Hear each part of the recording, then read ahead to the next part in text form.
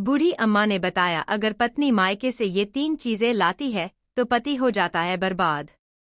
बहुत पहले की बात है, धवलपुर नाम का गांव था, शांत, सीधा साधा, मिट्टी की सौंधी खुशबू से भरा हुआ।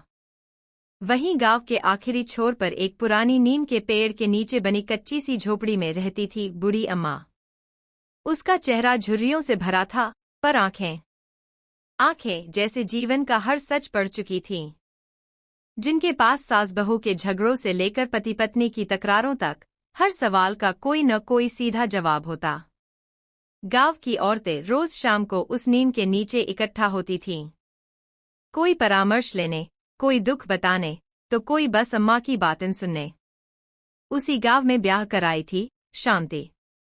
7 महीने बीत चुके थे शादी को, लेकिन अब पति विनय का स्वभाव दिन ब दिन बदल रहा था। वो चुप रहने लगा था, छोटी छोटी बातों पर चिड़चिड़ाने लगा था। प्यार में वो मिठास नहीं रही जो शुरुआत में थी।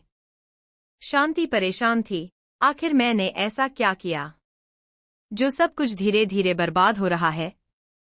एक शाम शांति ने साहस करके अम्मा के पास जाकर अपना दुख बांटा। शांति की आवाज कांप रही थी। अम्मा, मैं अपने पति से बहुत प्यार करती हूँ, पर वो मुझसे अब पहले जैसा व्यवहार नहीं करते। क्या गलती है मेरी? बूढ़ी अम्मा चुपचाप उसकी आंखों में देखने लगीं। कुछ क्षण बाद धीरे से बोलीं, बिटिया, कभी कभी पत्नियां खुद अपने पैरों पर कुल्हाड़ी मार बैठती हैं और उन्हें पता भी नहीं चलता। मायके की 3 चीजें अगर कोई पत्नी अपने साथ ससुराल ले आए तो पति चाहे कितना भी अच्छा क्यों न हो, उसका जीवन धीरे धीरे बर्बाद हो जाता है।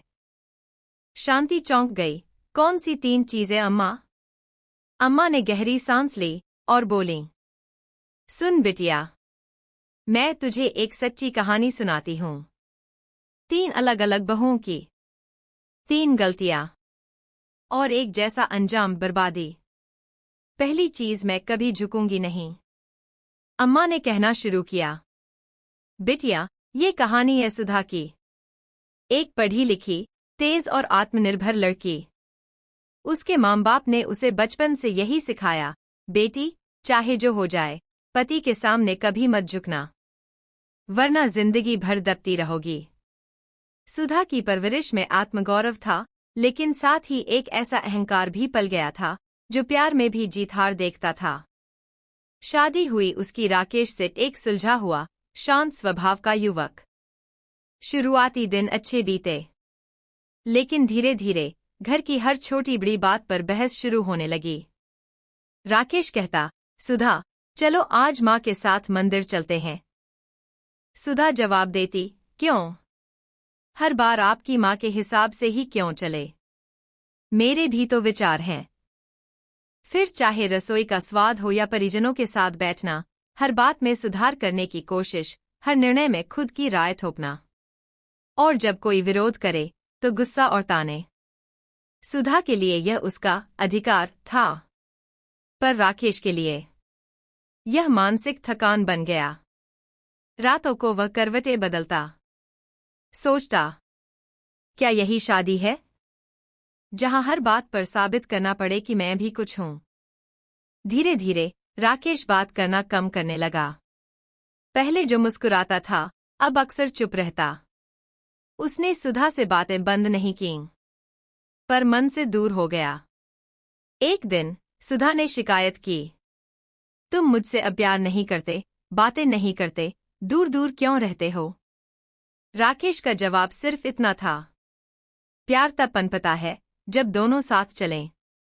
लेकिन अगर हर बार एक ही इंसान को हर बात पर झुकना पड़े, तो वो इंसान अंदर से टूटने लगता है।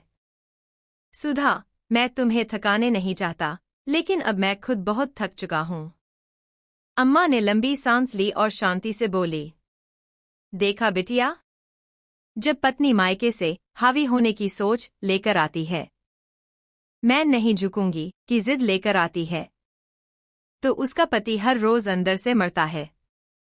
वो भले ही तलाक न दे, चिल्लाए नहीं, लेकिन प्यार खत्म हो जाता है। और प्यार के बिना घर केवल दीवारें बचती हैं। शांति की आंखें भर आईं। वो अब तक खुद में झांक रही थी। अम्मा ने सिर पर हाथ रखकर कहा, घर जीतने की जगह हो, न कि जीतने का मैदान।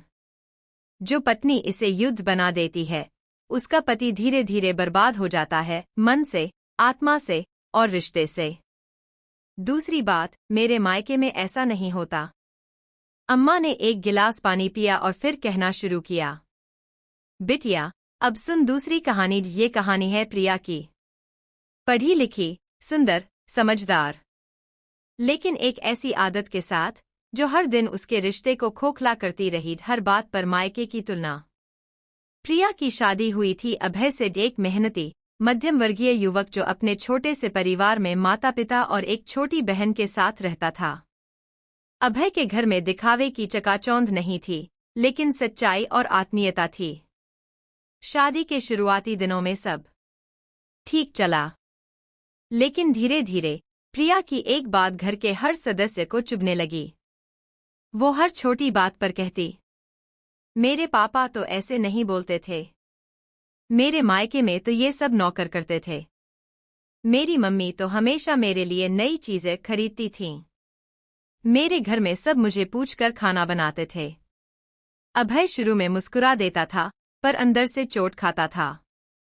माँ परेशान हो जाती थी, क्या हम अपनी बहू को वो प्यार नहीं दे रहे जो उसे चाहिए? सबसे बड़ी गलती तब हुई जब प्रिया की माँ हर दूसरे दिन फोन करके कहती, अगर तुम्हें वहां थोड़ा भी दुख है तो मत सहो, हम तुम्हें वैसे भी नहीं भेजना चाहते थे। ससुराल में तुम्हें कोई कुछ कहे तो जवाब देना, झुकना मत। प्रिया ने माँ के शब्दों को संस्कार बना लिया और धीरे धीरे उसका ससुराल पर विश्वास खत्म होने लगा। एक दिन जब अभय ने लाविंगली कहा, प्रिया, माँ से थोड़ा प्यार से बात किया करो, वो बूढ़ी हो रही है, तो प्रिया का जवाब था, तुम्हें तो बस अपनी माँ दिखती है, मेरी कोई कदर नहीं। अभय चुप रह गया, पर उस दिन कुछ टूट गया था। वो प्यार जो धीरे धीरे पनप रहा था, एक झटके में सूख गया। अम्मा ने आंखें मूंद ली और धीरे से बोली, बिटिया, जब पत्नी अपने मायके को अपने पति के घर से ऊपर रखती है, हर बात में अपने माँ बाप को बेहतर दिखाती है, तो पति का आत्मसम्मान हर दिन टूटता है। और जब रिश्तों में तुलना घुस जाती है, तो भरोसा दम तोड़ देता है। शांति की आंखें अब भर चुकी थीं। अम्मा ने कहा, तुलना वो दीमक है जो दिखती नहीं, पर लकड़ी खोखली कर देती है। और जब मायके के जहर भरे संस्कार हर बार बहू के कानों में पड़ते हैं, तो वो ससुराल को दुश्मन समझ बैठती है और खुद ही अपना घर उजाड़ लेती है। तीसरी बात, जो नहीं दे सका दहेज, उससे क्या उम्मीद रखना। अम्मा ने इस बार अपनी आवाज थोड़ी भारी की और तीसरी बात कहते हुए बोलीं, अब सुन बिटिया, तीसरी कहानी। ये कहानी है नेहा की। देखने में बड़ी सीधी, लेकिन मन में बसी थी एक जहरीली अपेक्षा की शादी सिर्फ तभी पूरी होती है जब पति मायके जैसे ऐशो आराम दे सके, और अगर न दे पाए तो उसे ताना देकर बदल दिया जाए। नेहा की शादी हुई थी कमल से, एक मध्यम वर्गीय परिवार का इकलौता बेटा। सीधा सादा, अपनी जिम्मेदारियों को समझने वाला लड़का। शादी के समय कमल ने दहेज नहीं मांगा, लेकिन नेहा के घरवालों ने खुद ही कार, जेवर और फर्नीचर भेजे और यहीं से कहानी ने एक अलग मोड़ ले लिया।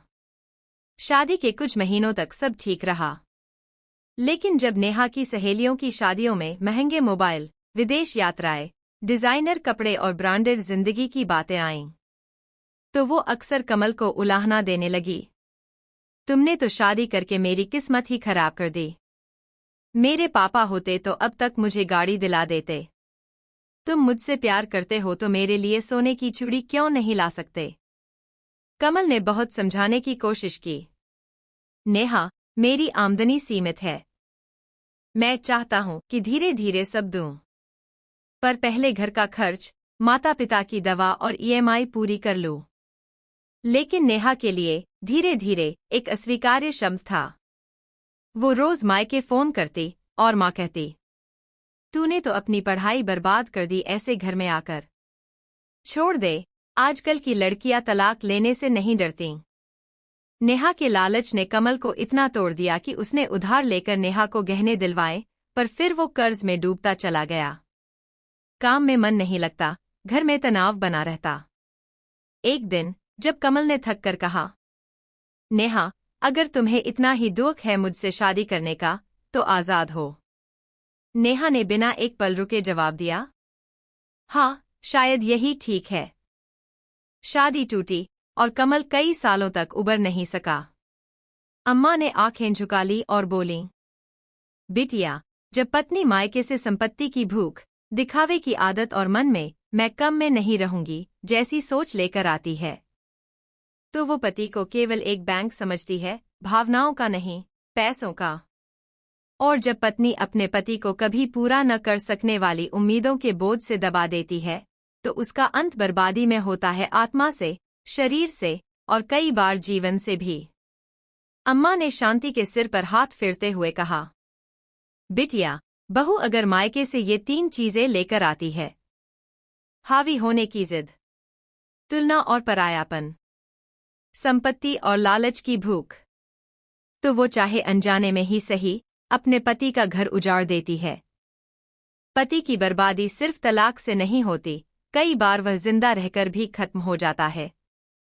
शांति की आंखें अब भीगी थी, पर मन साफ हो चुका था। उसने अम्मा के चरण छुए और कहा, अम्मा, आपकी इन कहानियों ने मेरी आंखें खोल दीं। अब मैं मायके से सिर्फ प्यार, संस्कार और विनम्रता लेकर जाऊंगी, ताकि ससुराल मेरा घर बने, रणभूमि नहीं। अम्मा मुस्कराई और आशीर्वाद दिया, अब तू एक नहीं, हजारों बहुओं के लिए मिसाल बनेगी। अम्मा की कहानियां समाप्त हो चुकी थीं, लेकिन हवाओं में अब भी उनके शब्दों की गूंज थी। अगर पत्नी मायके से जिद, तुलना और लालच लेकर आती है, तो पति का घर बसता नहीं, उजड़ता है। शांति अब बिल्कुल शांत थी। उसकी आंखें नम थीं, लेकिन वो आंसू अब पछतावे के नहीं थे, बल्कि चेतना के थे, अपने भीतर झांकने और फिर से जीवन को नए संस्कारों के साथ शुरू करने की तैयारी के आंसू। अम्मा ने धीरे से शांति के कंधे पर हाथ रखा और बोली, बिटिया, तू अब समझ गई है, लेकिन जान ले, समझ आ जाना ही सब कुछ नहीं होता। समझ के बाद कर्म में परिवर्तन जरूरी होता है। शांति ने सिर झुकाकर कहा, अम्मा, आपने मेरी आत्मा को छू लिया है। मैं अब जैसी थी वैसी नहीं रह सकती। मेरे अंदर कुछ बदल गया है। अम्मा मुस्कुराईं, तो फिर अपने घर को भी बदल, बेटा। लेकिन अपने भीतर से शुरू कर।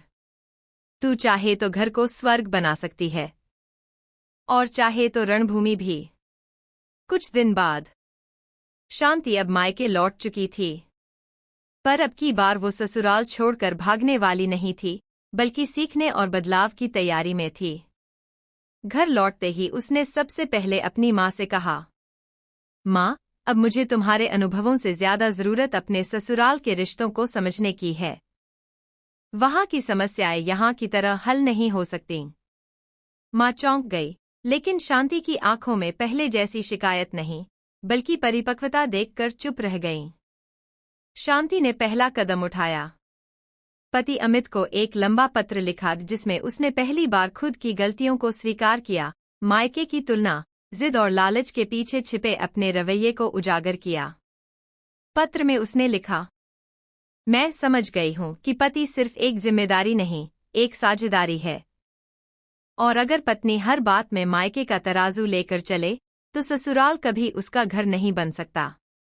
अमित, जो अंदर से टूट चुका था, पहले तो इस पत्र को अविश्वास से पढ़ता रहा, लेकिन जैसे जैसे पढ़ता गया, उसकी आंखें भीगती गईं। फिर एक दिन शांति खुद वापस ससुराल लौट आई।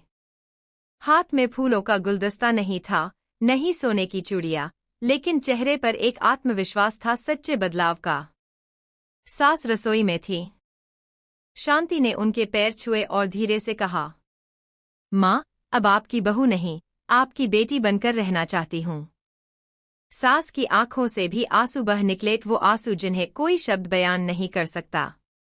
अमित बाहर से आया और दरवाजे पर खड़ी शांति को देखकर चौंक गया। लेकिन शांति ने धीरे से मुस्कुराकर कहा, अगर इजाजत हो तो फिर से इस घर की बहू बनने आ गई हूँ, इस बार बिना शर्तों के, बिना अपेक्षाओं के। अमित कुछ पल चुप रहा, फिर बोला, अगर फिर से शुरुआत करनी है तो इस बार हम दोनों सीखेंगे बिना तुलना के, बिना अहंकार के, बिना लालच के। अम्मा की सीख गांव भर में मिसाल। शांति और अमित की बदलती जिंदगी की खबर गांव भर में फैल गई। और जो कभी बुद्धि अम्मा की कहानियों को पुराने जमाने की बातें कहते थे, आज वही अम्मा से सलाह लेने आने लगे। एक दिन शांति ने अम्मा के पास जाकर कहा, अम्मा, अब मैं चाहती हूँ कि आपकी ये 3 कहानियां हर लड़की तक पहुँचे ताकि न कोई बहू अपना घर उजाड़े और न कोई पति बर्बाद हो। अम्मा ने प्यार से आशीर्वाद दिया और कहा, बिटिया, अब तू ही मेरी कहानी बन गई है। तेरे जैसे बदलाव से ही समाज बदलेगा। शांति ने गांव के स्कूल में, पंचायत भवन में और महिला मंडलों में जाकर अम्मा की कहानियां सुनाना शुरू कर दिया। लड़कियां ध्यान से सुनतीं और आंखों में कुछ बदलने की ललक लेकर लौटतीं। शांति अब सिर्फ अमित की पत्नी नहीं थी, वो पूरे गांव की सीख बन चुकी थी। हर महिला जो मायके से कुछ लेकर आती है, अब खुद से एक सवाल पूछती, क्या मैं वो लाया जो जोड़ता है या वो जो तोड़ता है? और अम्मा, अब वो सिर्फ बुद्धि अम्मा नहीं थी, वो समाज की शक्ति अम्मा बन चुकी थी, जिनकी कहानियां न सिर्फ जुबान से बल्कि ज़मीर से सुनी जाती थीं। एक बहू मायके से अगर प्रेम, सहनशीलता और संस्कार लेकर आए तो ससुराल को घर बनने से कोई नहीं रोक सकता। लेकिन अगर वो अहंकार, तुलना और लालच लेकर आए तो भले ही महल हो, वहां भी सुकून नहीं बचता। बूढ़ी अम्मा ने सिर्फ 3 कहानियां नहीं सुनाईं, उन्होंने हजारों टूटते रिश्तों को जोड़ने का सूत्र दे दिया। और शांति ने उस सूत्र को जीवन में उतारकर उसे अमर कर दिया। गांव की पगडंडी से गुजरते हुए चांदनी ने अपना पैर थामा। सुबह की ठंडी हवा और पक्षियों की चहचहाहट से सारा गांव जग उठा था। गांव के हर घर में व्यस्तता थी, पर इस व्यस्तता में एक घर की खास हलचल थी। उस घर में एक नवविवाहित लड़की, कविता, अपने मायके से ससुराल आई थी। वो अपने पति की प्रतीक्षा में थी और साथ में अपने मायके से लिए कुछ सामान भी लेकर आई थी। कविता के चेहरे पर खुशी के साथ साथ थोड़ा सा तनाव भी झलक रहा था। नया घर, नए रिश्ते, नया जीवन, हर चीज उसके लिए अनजान और चुनौती भरी थी। उसने अपनी छोटी छोटी झोली में कुछ कपड़े, सजावट की वस्तुएं और मायके से मिले तोहफे रखे थे। उसकी आंखें चमक रही थीं, पर मन में कुछ बेचैनी भी थी। जब कविता अपने पति के घर पहुंची तो पूरे परिवार ने उसका स्वागत किया।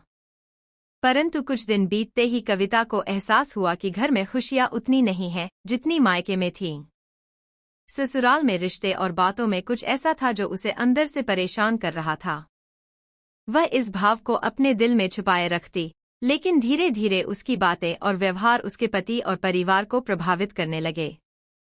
इसी बीच गांव की सबसे समझदार और अनुभवी महिला, बूढ़ी अम्मा, जो गांव के बुजुर्गों की सम्मानित नेता थीं, ने कविता की हालत देखी। उन्होंने देखा कि कविता मायके से कुछ ऐसी चीजें लेकर आई है जो उसके लिए और उसके पति के परिवार के लिए अच्छा नहीं है। एक दिन बूढ़ी अम्मा ने कविता को अपने आंगन में बुलाया। वो जानती थी कि ये वक्त ज्ञान बांटने का है, वरना घर टूट सकता है। उन्होंने कविता से कहा, बेटी, कुछ जरूरी बातें बतानी हैं जो मैंने अपने जीवन में देखी और समझी हैं। मायके से जो भी चीजें लानी हैं, उन्हें समझदारी से लेना। 3 ऐसी चीजें हैं जो पत्नी को मायके से अपने ससुराल नहीं लानी चाहिए। ये तीनों चीजें पति का घर बर्बाद कर देती हैं। कविता ने बड़े आदर से कहा, अम्मा, कृपया बताइए। मैं आपकी बातें सुनकर अपने जीवन को सही दिशा देना चाहती हूँ। बूढ़ी अम्मा ने गहराई से सांस लेकर शुरू किया। पहली चीज है गुस्सा और शिकायतें।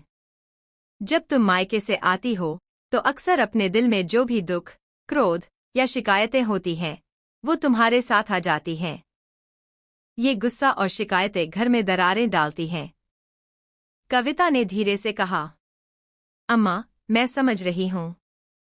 मायके में कुछ बातें हुई जो मुझे दुखी करती हैं, और मैं उन बातों को भूल नहीं पाती। बूढ़ी अम्मा ने मुस्कुराते हुए कहा, देखो बेटी, शास्त्र भी यही कहते हैं कि गृहस्थ जीवन में प्रेम और धैर्य सबसे बड़े हथियार हैं। तुम्हें अपने गुस्से को मायके के दरवाजे के बाहर छोड़कर आना होगा। घर में जो भी बातें तुम्हें दुखी करती हैं, उन्हें समय के साथ समझदारी से संभालो, झगड़े से नहीं। कविता की आंखों में आंसू थे। उसने सोचा, क्या सचमुच मेरे गुस्से से पति का घर बर्बाद हो सकता है? बूढ़ी अम्मा ने आगे बढ़ते हुए कहा, दूसरी चीज है बिना सोचे समझे सामान या उपहार लाना। मायके से जो चीजें लाई जाती हैं, वे घर की जरूरत और वातावरण के अनुरूप होनी चाहिए। कई बार लड़की मायके से ऐसी चीजें लाती है जो न तो पति को पसंद आती हैं और न ही ससुराल वाले उन्हें स्वीकारते हैं। ये सामान घर के सुख शांति में बाधा डालता है। कविता ने पूछा, परंतु अम्मा, तोहफे और सामान क्यों बुरा हो सकता है? बूढ़ी अम्मा ने समझाया, जब ये चीजें परिवार में मतभेद पैदा करें तो उनके लाने से कोई फायदा नहीं। सामान तोहफा हो या उपयोगी वस्तु, वह परिवार की सहमति से लाना चाहिए। घर की जरूरत और खुशियों का ध्यान रखो। कविता सोचने लगी, क्या सच में वह मायके से कुछ ऐसी चीजें लेकर आई है जो उनके परिवार के लिए ठीक नहीं? बूढ़ी अम्मा ने आखिरी बात कही, तीसरी और सबसे महत्वपूर्ण चीज है गुप्त संदेश या वस्तुएं जो शक और अविश्वास को जन्म देती हैं। कभी कभी मायके से ऐसी बातें या वस्तुएं आती हैं जिनमें छुपा हुआ द्वेष या शक होता है। ये चीजें पति और ससुराल वालों के बीच दूरी और विवाद पैदा करती हैं। इसलिए हमेशा मायके से प्यार, साफगोई और समझदारी लेकर आना चाहिए। कविता ने धीरे धीरे सिर हिलाया। वह समझ गई थी कि उसका मन और व्यवहार उसके परिवार की खुशियों को प्रभावित कर रहा था। बूढ़ी अम्मा ने कविता को अपने पास बैठाकर कहा, बेटी, शादी केवल दो व्यक्तियों का मिलन नहीं है, बल्कि दो परिवारों का मेल है। जब तुम मायके से ससुराल आओ, तो अपने मन में नए रिश्तों के लिए जगह बनाओ। पुराने दुख, गुस्सा और झगड़े वहां छोड़ आओ। कविता ने बड़ी विनम्रता से कहा, अम्मा, आपकी ये बातें मेरे लिए बहुत महत्वपूर्ण हैं। मैं अपने घर को खुशहाल बनाना चाहती हूँ और आपके बताए रास्ते पर चलना चाहती हूँ। बूढ़ी अम्मा ने मुस्कुराते हुए कहा, यह सही सोच है, बेटी। मैं तुम्हारे लिए दुआ करती हूँ कि तुम्हारा घर प्रेम और शांति से भरा रहे। मायके की बातों से घर में आई दूरियां और दूसरी सीख। कविता के मन में बूढ़ी अम्मा की बातें गूंज रही थीं, परंतु उसके दिल के अंदर की बेचैनी खत्म नहीं हुई थी। वह अपने मायके के घर की यादों में खोई रहती, जहां रिश्तेदारों की बातें, हंसी मजाक और कभी कभी छोटे छोटे झगड़े भी होते थे। वह समझती थी कि जो बातें मायके में हुई, वे अब उसके नए घर में नहीं आनी चाहिए। पर दिल की चोटें और गुस्सा कहाँ इतनी आसानी से मिटते? एक दिन कविता अपने पति अमित से बात कर रही थी। अमित, मुझे लगता है कि मेरे मायके वाले हमसे खुश नहीं हैं। वे कहते हैं कि मैं तुम्हारे घर में ठीक से मेल नहीं खा रही। अमित ने मुस्कुराते हुए कहा, कविता, हर परिवार का अपना स्वभाव होता है। मायके वालों की बातों को दिल पर मत लो। हमें अपने घर को समझदारी से चलाना होगा। पर कविता की बातें गहराती जा रही थीं। वह सोचती थी कि क्या मायके से लाए गए कुछ उपहार या बातें इस दूरी का कारण हैं। इसी बीच बूढ़ी अम्मा ने फिर एक बार कविता को समझाया, बेटी, मायके से जो भी सामान या उपहार लाना हो, सोच समझ कर लाना। केवल भाव दिखाने के लिए या दूसरों को प्रभावित करने के लिए सामान न लाओ। कविता ने पूछा, अम्मा, ऐसा क्यों? उपहार तो प्रेम दिखाते हैं। बूढ़ी अम्मा ने गंभीर स्वर में कहा, सही है, पर जब वह उपहार घर की जरूरतों या परिवार की सहमति के बिना लाए जाते हैं, तो वे तनाव का कारण बन जाते हैं। कभी कभी अनचाहा सामान जगह घेरता है, विवाद बढ़ाता है। इससे रिश्तों में दरारें पड़ती हैं। कविता को समझ आया कि मायके से लाए गए कुछ अनावश्यक सामानों ने उनके घर की व्यवस्था में बाधा डाली थी। यह बात उसके लिए नई थी। बूढ़ी अम्मा ने तीसरी सीख भी दोहराई, और बेटी, कभी भी मायके से ऐसे संदेश या वस्तुएं मत लाना जिनसे शक या अविश्वास पैदा हो। पति और ससुराल वालों के बीच भरोसे की डोर मजबूत होनी चाहिए। कविता ने मन ही मन प्रण लिया कि वह बूढ़ी अम्मा की बातों को अपनाएगी और अपने पति के घर में खुशियां लाने का प्रयास करेगी। मायके के गुस्से और शिकायतों से कैसे बचें? कविता ने बूढ़ी अम्मा की बातों को मन ही मन गहराई से समझा, पर फिर भी दिल में मायके की कुछ बातें बार बार उठतीं। एक शाम जब वह अपने कमरे में अकेली बैठी थी, तो उसकी आंखों से आंसू छलक पड़े। मैं कैसे अपने गुस्से को छोड़ पाऊं? वह खुद से पूछने लगी। मायके में जो भी हुआ, उस पर चोट बहुत गहरी है। तभी बूढ़ी अम्मा ने उसकी ओर देखा और बोली, बेटी, गुस्सा और शिकायतें हमारे मन के वो बोझ हैं जो हमें तोड़ देती हैं। पर याद रखो, जो गुस्सा और शिकायतें तुम अपने साथ लेकर आती हो, वे घर के फुलवारी में कांटे की तरह उगती हैं। उन्होंने समझाया, शास्त्रों में भी कहा गया है कि गृहस्थ जीवन में शांति के लिए मन की शुद्धि जरूरी है। अपने गुस्से को त्यागो, शिकायतों को समझदारी से सुलझाओ, वरना वे घर के रिश्तों को जहर बना देती हैं। कविता ने पूछा, अम्मा, तो मैं गुस्सा कब और कैसे छोड़ दूं? जब दिल में चोट हो तो कैसे शांत रहूं? बूढ़ी अम्मा ने मुस्कुराते हुए कहा, सबसे पहले जब गुस्सा आए तो गहरी सांस लो। सोचो कि इस गुस्से से तुम्हें क्या मिलेगा। गुस्सा तो तुम्हारे और तुम्हारे परिवार के बीच दूरी बढ़ाएगा। दूसरा, अपने दिल की बातें पति से प्यार और सम्मान के साथ साझा करो। बातचीत से मन हल्का होता है। तीसरा, ध्यान और प्रार्थना से मन को शांत करो। कविता ने समझा कि गुस्सा एक भावना है जिसे वह नियंत्रित कर सकती है। वह मन में ठाना कि वह अपने मन के गुस्से को मायके के साथ छोड़कर आएगी। मायके से लाए गए सामान की समस्या। कविता के मन में अब एक सवाल बार बार उठ रहा था, मायके से जो सामान वह लेकर आई है, क्या वह सच में घर के लिए फायदेमंद है या समस्या का कारण? एक दिन बूढ़ी अम्मा ने इसे समझाते हुए कहा, बेटी, मायके से सामान लाना अच्छी बात है, पर वह सामान जो घर की जरूरत से ज्यादा हो या जो घर के वातावरण से मेल न खाए, वह घर में झगड़े और तनाव बढ़ाता है। कविता ने ध्यान से सुना। जैसे कि जब तुमने वो महंगे गहने लाए जो तुम्हारे ससुराल वालों को पसंद नहीं आए। उस पर मायके वाले खुश थे, पर यहाँ तुम्हारे पति को असहजता हुई। इससे मन में खटास आई। बूढ़ी अम्मा ने कहा, यह पहला सबक है। मायके से सामान लाते समय सोचो कि यह सामान तुम्हारे पति के घर में किस तरह से स्वीकार किया जाएगा। दूसरे घर की जरूरत और स्वीकृति को समझो। फिर उन्होंने दूसरा महत्वपूर्ण बिंदु बताया। जब मायके से अनावश्यक सामान घर में जमा हो जाता है, तो वह घर की व्यवस्था बिगाड़ता है। जगह कम पड़ती है, साफ सफाई मुश्किल होती है और छोटी छोटी बातों पर झगड़े शुरू हो जाते हैं। कविता ने अपनी गलतियों को महसूस किया। मैं समझ गई अम्मा, अब मैं मायके से सिर्फ वही सामान लाऊंगी जो हमारे घर के लिए जरूरी हो और जिससे सभी खुश हों। बूढ़ी अम्मा ने मुस्कुराकर कहा, बिल्कुल बेटी, और तीसरी बात, कभी मायके से ऐसे सामान मत लाना जो पति या ससुराल वालों को असहज करें, जैसे कोई उपहार जो उनके रीति रिवाजों से मेल न खाए। ऐसा करने से घर में मनमुटाव बढ़ता है। रिश्तेदारों के हस्तक्षेप से बचाव। कविता के मन में मायके वालों की बातों का असर धीरे धीरे कम होने लगा था, लेकिन अब एक नई समस्या सामने आई, रिश्तेदारों का ससुराल के मामलों में हस्तक्षेप। एक दिन कविता के मायके से एक रिश्तेदार आया, जो घर के छोटे मोटे मामलों में सलाह देने लगा। उसने बिना सोचे समझे पति और ससुराल वालों के बारे में बातें कही, जो घर में तनाव बढ़ाने वाली थीं। कविता ने बूढ़ी अम्मा से पूछा, अम्मा, मैं कैसे समझाऊं मायके वालों को कि वे हमारे घर के मामलों में हस्तक्षेप न करें? इससे तो उल्टा हमारे रिश्ते भी खराब हो रहे हैं।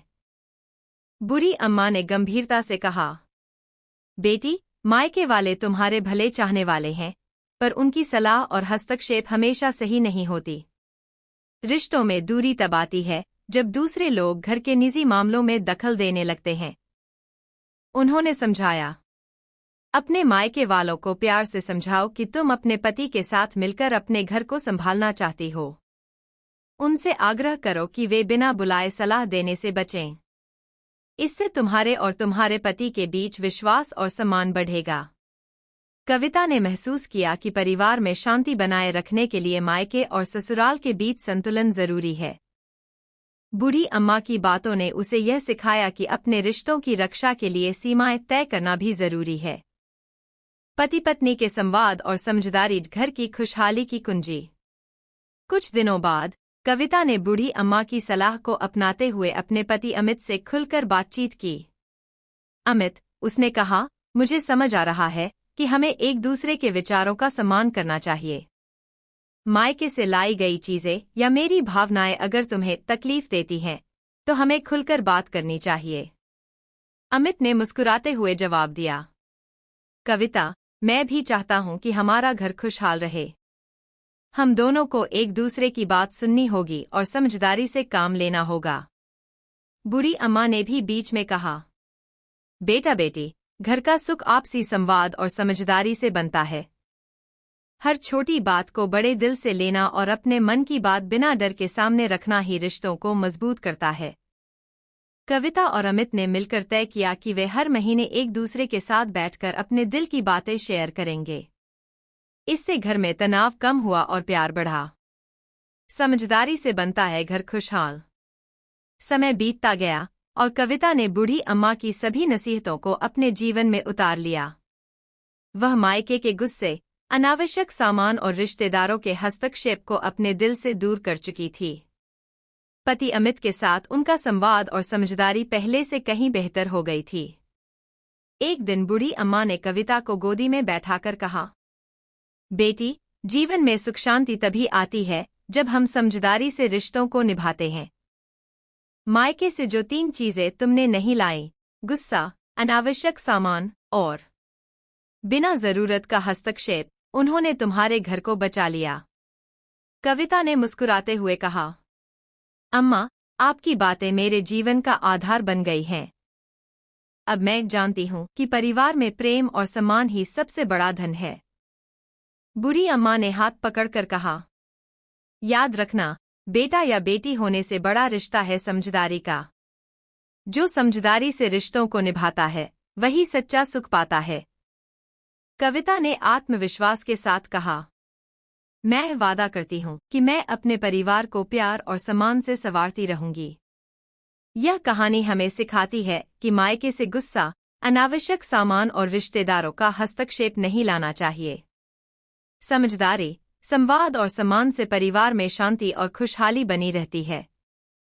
अगर आपको ये कहानी दिल से छू गई हो, अगर आप भी चाहते हैं कि हर बहू, हर बेटी इस सीख से अपने घर को बचा सके, तो इस वीडियो को लाइक करें, शेयर करें और चैनल को सब्सक्राइब जरूर करें।